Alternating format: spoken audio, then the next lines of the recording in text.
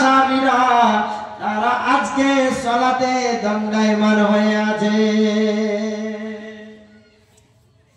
এজন্য কাঁদতেছি। আজকে কে এসেছে? আজকে কে? আসসালামু আলাইকুম। ওয়ালাইকুম আসসালাম। কে? আমি মালাকুল মউত। ও আচ্ছা, কেন এসেছেন? আপনার জানটাকে কবজ করতে এসেছি। আমি যদি অনুমতি না দিই বলে আমাকে ফিরে যেতে বলা হয়েছে, কিন্তু আপনার প্রভু, আপনার রব, মালিকুল মুলক, ইয়া যাল জালালি ওয়াল ইকরাম, রহমানুর রহিম, তাবারাকাল্লাযী বিয়াদিহিল মুলক, আপনার রব আপনার জন্য অধীর আগ্রহে অপেক্ষা করে আছে আপনার জানের সাথে সাক্ষাৎ করব বলে।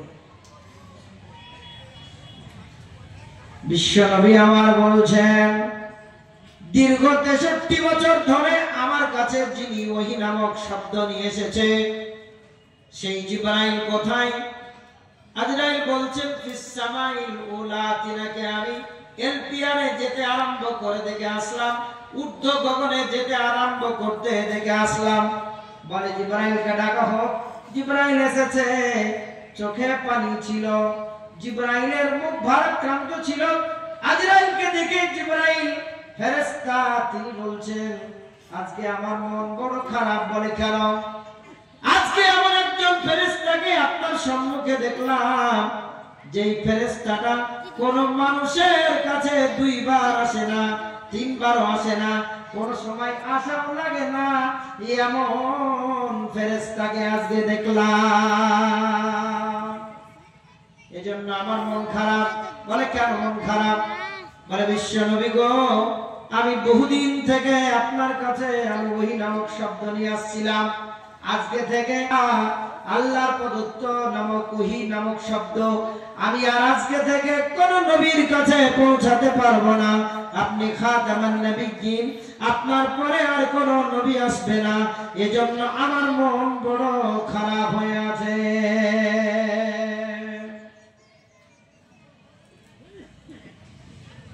বিশ্বনবী জনাবে মুহাম্মদুর রাসূলুল্লাহ সাল্লাল্লাহু আলাইহি সাল্লাম পৃথিবীর মুখ থেকে চলে যাবে। কার কথা বলছেন? হাসানের, হুসাইনের, ফাতেমার, আলীর, আবু বকর রাদিয়াল্লাহু আনহু, উমর রাদিয়াল্লাহু আনহু, যিনাদেরকে সবথেকে কাছের মানুষ ভাবতেন বা কাছের মানুষ ছিলেন, তাদের কথা বললেন? বললেন একটা কথা বলে গেলেন, আল্লাহর সাথে সাক্ষাৎ হবে, আল্লাহকে আপনি দেখতে পাবেন সরাসরি, সেই আমলটার কথা বলে গেলেন। জি, আপনাদের দিকে মানুষ মরে না? মরে না? মরে তো? কে বলে মানুষ মরে? মরলে মানুষ বিচার হবে কারে? একটা ছোট্ট টপিক আছে, খবর সম্পর্কে আমি একটু বলবো আপনাদের। ভাই, মানুষ দেখবেন মরার সময় মিথ্যা কথা বলে না। নবীজি তো বলেন নাই 100% সিউরিটি, 100% সত্য কথা এই কথা, কিন্তু এমনি মানুষরা বলতে পারে না। আপনিও মরার সময় বলতে পারেন না, মরার সময় মানুষ মিথ্যা কথা বলে না।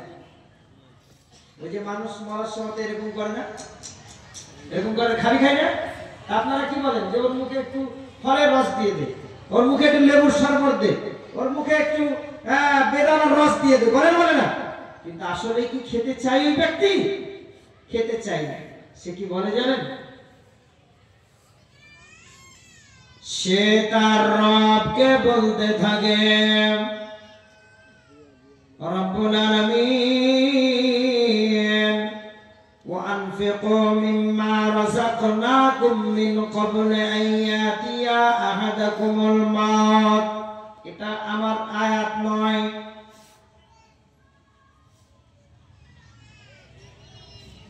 আহাদাকুমুল মাউত ফায়াকুল, সেই ব্যক্তি বলতে থাকে রব্বুল আলামিনকে বলে, আয় রব্বুল আলামিন, আমাকে দুনিয়ার ভিতরে একবার ঘুরিয়ে দাও, আমি দুনিয়ার ভিতরে দুটো কাজ করব, ফাসাদদাকা ওয়া কুম মিনাস সালিহিন, আমি দুটো কাজ করব, একটা আমি সাদাকা করব, দান খায়রাত করব, বুধিয়া মাদ্রাসায় দান করব, আমার যতগুলি আগাম বাগান সয় সম্পত্তি আছে দান করব, ওয়াকুম মিনাস সালিহিন, আর আমি ভালো মানুষদের ভিতরে সৎ কাজ করা নেক কাম করনে ওয়ালাদের ভিতরে হয়ে যাব। এই দুটো কথা সে বলে, কিন্তু তার আর সময় নাই, সে আর কোনদিন ওই কাজ করতে পারবে না। বহুবার তাকে দান করার জন্য বলা হয়েছে, বহুবার তাকে সালাত আদায় করার জন্য বলা হয়েছে, একটাকেও সে কেয়ার নেয়নি, টেম কেয়ার ভাবে চলেছে, সে নিজের ব্রেনে কথাটা নেয়নি, এমনি ভাবে সে চলাফেরা করেছে। বন্ধরে আমার, মানুষ মরার সময়তে মিথ্যা কথা বলে না, বলে না, বলে না।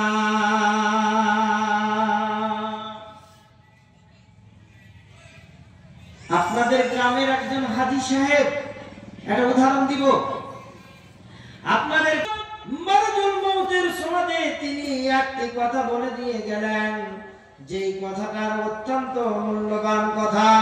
তিনি কাউরির কথা বললেন না, পৃথিবীর কোন মানুষকে লক্ষ্য করে বললেন না, সারা পৃথিবীর মানুষদেরকে একত্রে তিনি কথাটা বলে গেলেন। দয়ার নবী আমার বললেন, আসসালাত আসসালাত ওয়া মা মালাকাত আইমানুকুম, সালাত সালাত সালাত। আমার উম্মতেরা, নামাজকে তোমরা ছেড়ে দিও না, সালাতকে ছেড়ে দিও না। দ্বিধায় সালাতের মধ্যে এমন কিছু গুণাবলী আছে যেটা আল্লাহর সঙ্গে তোমার সাক্ষাৎ হয়। কোরআন বলতে আছে, কোরআন বলছে, কাল্লা লা তুতিহু ওয়াসজুদ ওয়াক্তারিব। মহান আল্লাহ বলছেন, হে নবী, আপনি ওদের মতাদর্শের ভিতরে হয়েন না। খালিদ বিন মুগীরা, লাবিদ বিন রাবিয়া, উতবা, শাইবা, এদের মতাদর্শের ভিতরে আপনি হবেন না। আপনি ওয়াসজুদ,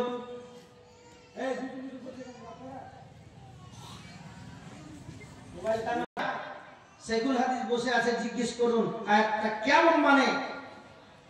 সিজদা দেন আর আমার নিকটবর্তী হয়ে যান, আমার কারিব হয়ে যান।